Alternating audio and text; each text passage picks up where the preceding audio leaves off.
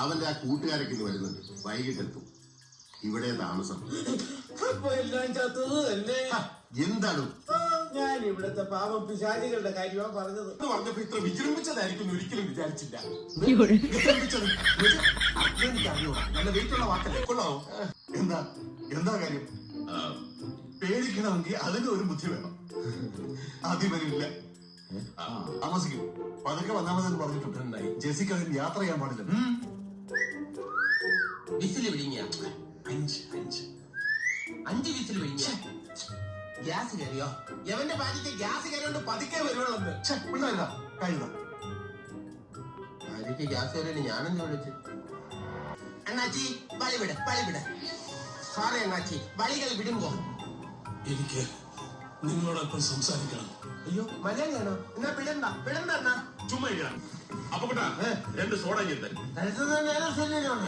എന്താ തണുത്ത സോഡാണോ കൂൾ സോഡാണോ? Cool soda. ബാക്കിയുള്ളവരെ കൂടെ മണ്ടനാക്കാൻ വേണ്ടി. നീ എന്താ ഉദ്ദേശിച്ചത്? തണുത്ത സോഡ എന്ന് പറഞ്ഞാൽ നല്ല കൂളായി. കൂൾ സോഡ അത് കൂള് കുറവായിരിക്കുമല്ലോ. അത് അവരാ. അപ്പൊ എന്റെ വീക്ഷണം കൊണ്ടവൻ തെറ്റിയ. നമ്മൾ എന്തിനാ ഇവിടെ വന്നെന്ന് ഓർമ്മയുണ്ടല്ലോ. ഉണ്ട് ചായ കുടിക്കാൻ. അതല്ല, എന്താ ചായ കുടിക്കണ്ടേ? കുടിക്കാം. അതിനേക്കാൾ പ്രധാനപ്പെട്ട ഒരു കാര്യമുണ്ട്. ഓ പുട്ടും മുട്ടയും പൊറോട്ടയും മുട്ടയും. അതല്ല, ഈ ചായക്കടയാണ് ഈ നാടിന്റെ ന്യൂസ് പേപ്പർ. ഇവിടെയുള്ള നമ്മുടെ സംസാരത്തിൽ നിന്ന് വേണം ആ കൊട്ടാരത്തിൽ പ്രേതവും പിശാചവും ഒന്നും ഇല്ലെന്ന് നാട്ടുകാർ ബോധ്യപ്പെടാൻ. മനസ്സിലായോ? പ്രേതങ്ങളൊന്നും ഇല്ലെന്ന് പറയണം. നീ ഒന്നും പറയണ്ട. മനസ്സിലാവും. ഇരിക്കേ. ഇല്ല ഞാൻ കഴിച്ചു കഴിഞ്ഞത്. അതൊന്നും സാരമില്ല. ഒരു അവലൂസ് ഉണ്ട് ഇവിടെ കഴിക്കും. പല്ലിന് ബലം കിട്ടും. കുറെ നാള് കൂടി സുഖമായിട്ടൊന്ന് ഉറങ്ങി. അതെ, ഒരു പോളെ കണ്ണടച്ചിട്ടില്ല.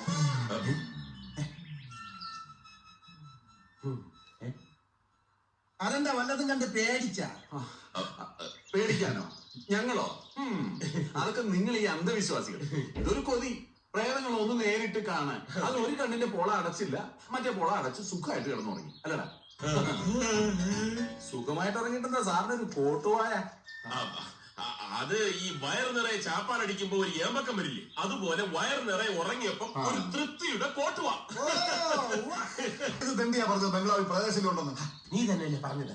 ചുമരില്ല. എന്താ ഭ്രാന്ത